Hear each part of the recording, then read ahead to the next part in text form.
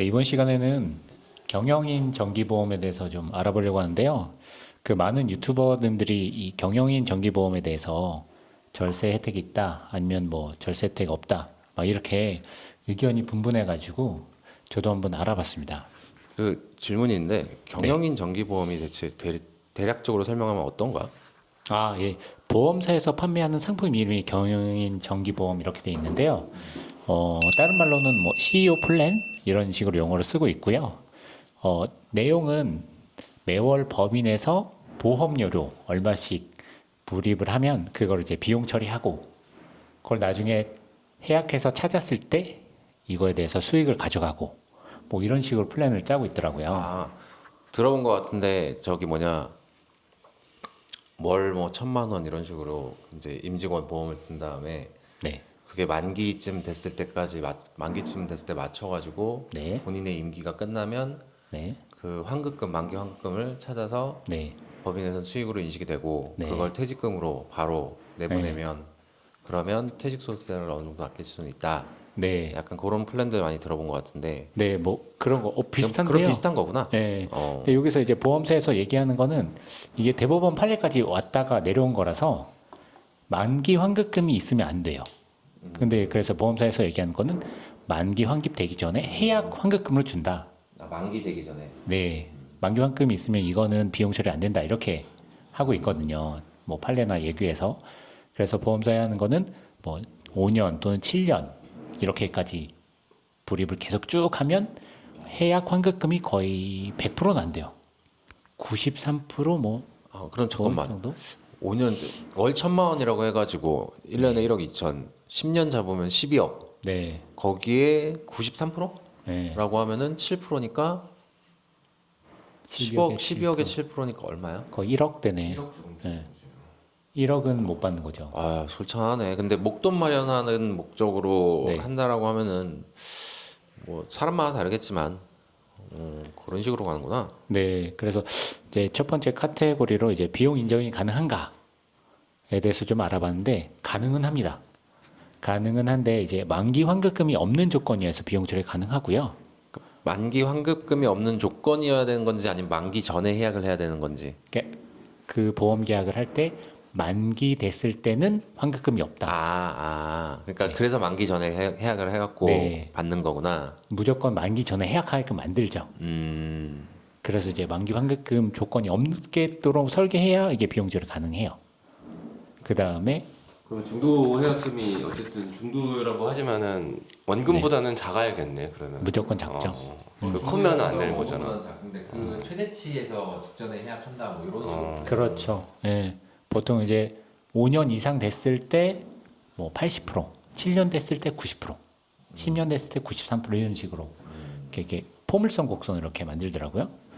그래서 이제 그런 부분이 있고, 그다음에 요거를 이제 퇴직금, 준비금, 재원으로 쓰겠다. 뭐 그렇게 얘기를 많이 하더라고요. 근데 사실 막상 퇴직금 재원으로 쓴다고 하면 굳이 뭐 이 경영인 정기보험을 가입해야 되나 의문이 들기는 해요. 왜냐면 이제 퇴직연금을 가입을 하면 비용 처리되고 퇴직연금 가입했을 때 수익률도 내가 가져갈 수 있거든요. 그래서 이제 경영인 정기보험을 퇴직금 재원으로 쓰겠다. 그거보다는 차라리 퇴직연금 드시는 게 낫겠다. 이런 생각이 들긴 하더라고요. 일단은 내가 볼 때는 그래. 목돈 마련이라고 생각을 한다면 아까 얘기한 듯이 네. 그러면 퇴직연금은 목돈은 아니잖아. 계속적으로 네. 나오는 거고 내가 죽으면 일시금으로 뭐 나오거나 이런 경우는 있어도 네. 죽으면 뭔 소용이야? 죽으면 뭔 소용이야? 그러니까 뭐, 그런 그렇죠. 측면에서 생각하면 뭐 나쁘지 않은 플랜일 수도 있겠다라는 생각은 드는데 네. 자 비용 인정이 가능한가요에 대한 문제에서 일단은 그러면은 비용으로 매 기마다 비용으로 인정은 해주되 네. 근데 환급이 되면은 그 환급금에 대해서 수익으로 일시에 인식을 하고 맞습니다. 그지 그리고 비용으로 일시에 떨구겠다 네. 그러면 수익 비용 대응이 이루어지니까 똔똔이죠. 어차피 뭐. 그 해는 똔똔으로 거의 이루어지는 거고 그 애는 이제 비용 처리한 애는 비용만 처리되고 근데 마지막에 마지막에 한번 봤을 그렇죠. 때는 수익이 들어온 다음에 퇴직으로 떠니까 네, 일시에 어 반영되죠. 그러니까 결국엔 목돈 네. 마련인데 일시금 목돈 마련이고 네. 근데 이제 그런 목돈이 필요하지 않다라고 하면 퇴직연금이 더 낫다. 훨씬 낫죠. 어, 네. 그래서 이런 건 또 있더라고요. 근데 이 경영인 정기보험을 할 때 뭐 사망 위로금 쪽으로 받으면 비과세는 되는 장점이 있더라고요. 그러니까 저희가 상속세 같은 거 할 때 사망 위로금 같은 경우에는 왜 비과세 조항 그런 게 있잖아요. 그래서 이런 거 같은 경우에 경영인 정기보험을 가입을 하고 대표자 사망 시 수익자를 뭐 자녀로 한다던가 그렇게 되면 이제 상속세 할 때 요건 비과세 되지 않나요? 봐야 될 것 같은데 나도 잘 모르겠는데 갑자기 물어보면은 경영이 본인이 좋은 건 아니네요. 이게 내가 그러니까 사망 위로금 같으면은 네. 상속세 때 비과세가 되는 건 맞는데 이게 네. 이제 그러면 회사 차원에서 회사에서 보험을 들었기 때문인 거잖아. 원래 네. 원칙적으로는 내가 보험을 들어서 그 보험금이 나오면 그건 상속재산에 포함이야. 네. 근데 이제 일을 하다가 사망을 해서 회사에서 지급한 것 같으면 비과세 될 여지가 네. 있나? 한번 확인해 볼게요. 그거는. 그래서 보험사에서 얘기하기로는 이거를 사망 위로금 받기 때문에 비과세 된다. 뭐 이렇게 되는 게 있습니다. 그 다음에 봤던 부분이 가입 기간이 최소 10년은 유지를 해야 돼요. 길다. 너무 길어요. 최소 10년. 예, 10년은 돼야 거의 100% 육박하는 거기 때문에 그래서 그 전에 뭐 3년 있을 때 해약을 한다던가 뭐 그렇게 되면 불이익의 50%도 못 건지죠. 그렇기 때문에 최소 10년 이상은 불입할 걸 생각을 하고 요거 가입을 하셔야 되고 다시 말해서 이제 10년을 가입하더라도 최종적으로 93%는 받되 7%는 떼이는 거잖아요. 그러니까 원금에 대해서 다 못 받는다. 그렇게 생각해 주시면 됩니다. 그 밖에 요렇게 이제 보험료를 비용으로 인정했을 때는 비상장 주식 평가할 때 비용 반영되면 수익 가치가 하락된 부분이 있어요. 그래서 이제 회사에 대해서 주식 가치 평가를 낮게 잡아야 될 요인이 있다 하면 뭐 보험료 조금 넣고 뭐 주식 가치 하락된 부분이 있긴 한데 이게 근데 아시겠지만 자산 가치와 수익 가치의 비율이 뭐 6대 4고 그래서 그게 엄청 크지는 않아요. 그 보험료 조금 넣었다고 그래서 자산 가치 엄청 확 떨어지지는 않을 것 같아요. 자, 일단은 방금 이제 열심히 얘기하는 동안 잠깐 사망 위로금 회사에서 지급하는 사망 위로금에 대해서 네. 찾아봤는데 이게 상조금 쪼면은 네네. 상속 재산의 비과세가 되는데 이게 사망 위로금이라고 해갖고 큰 돈이 목돈이 들어오면 상식적으로 보험으로 인해서 들어온 돈이기 때문에 이거는 과세가 된다라고 일단은 검색이 돼요. 그러면은 네. 사망 위로금으로 비과세 된다라는 말은 안 맞는 거죠. 그건 좀 차이가 있네요. 알겠습니다. 그리고 이제 다섯 번째로는 그 보험 해지와 환급금에 대해서 경영인 정기보험 특정 시점까지만 보정이 되고 환급금이 0이 돼요.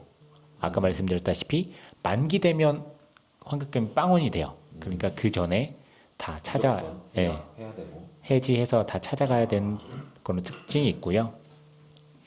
그리고 요 보험 가입 시 유의사항으로는 이거 가입을 할 때 정관이나 퇴직금 지급 규정, 뭐 현물 배당 규정 이런 거 요식행위거든요. 뭐 이사회 이사록 이런 것들을 다 어느 정도 갖춰 놔야 될 것 같아요. 보통 정기보험 가입하거나 그런 건의가 들어올 때는 법무사까지 해가지고 네. 전부 정관 개정부터 시작했고 플랜 짜주는 걸로 알고 있어 그 사람들이. 네, 맞아요. 그래서 세무까지 해가지고 네. 영업이 들어오지. 그런 것도 보통 이제 보험회사에서 임원 퇴직금 지급 규정 뭐 그런 양식 하나 가지고 다 돌리더라고요. 그거 이제 미리 해놓으면 되죠. 그래서 이런 거 했을 때는 가입 시 유의사항으로는 그런 요식행위 같은 거 다 해놓고 그다음에 이렇게 했을 때는 그 기장하는 세무사한테 꼭 요걸 가입했다. 이게 만기 환급금이냐 아니냐 그런 게 중요성이 있기 때문에 그런 것도 세무사에 꼭 알려주셔야 될 것 같습니다. 이게 뭐 현실적으로 보면은 일단은 10년이라고 했는데 네. 와 10년 동안 그러니까 보험 나도 이제 보험 관리해 주시는 분들이 있는데 네. 10년 동안 유지되는 경우가 많지는 않아. 왜냐면 그 사람들이 그만둘 수도 있고 내가 보험을 바꿀 수도 있고. 그렇죠. 근데 일단 가입 기간이 너무 길어서 과연 관리가 될까라는 네. 물음표가 좀 생기고 그리고 세무사도 마찬가지거든. 세무사도 10년 하면 진짜 많이 한 거야, 한 세무사에. 뭐 물론 한 20년, 30년 하시는 분들도 있는데 네. 그 10년이라는 기간이 너무 좀 불명확하네. 이게 과연 유지가 될까, 관리가 될까. 네. 나중에 만약에 보험 관리인도 바뀌고 세무사도 바뀌고 해갖고 본인도 까먹고 그러면은 난리 신매덕을 날릴 수도 있는 상황이 발생할 수도 있다라는 네, 맞습니다. 측면에서는 좀 부정적인데 한 가지 목돈 마련이라는 측면에서는 관리만 잘 되면 네. 나쁘지 않은 플랜일 수도 있다라는 생각도 드네요. 네, 맞습니다. 근데 관리 포인트 너무 많긴 합니다.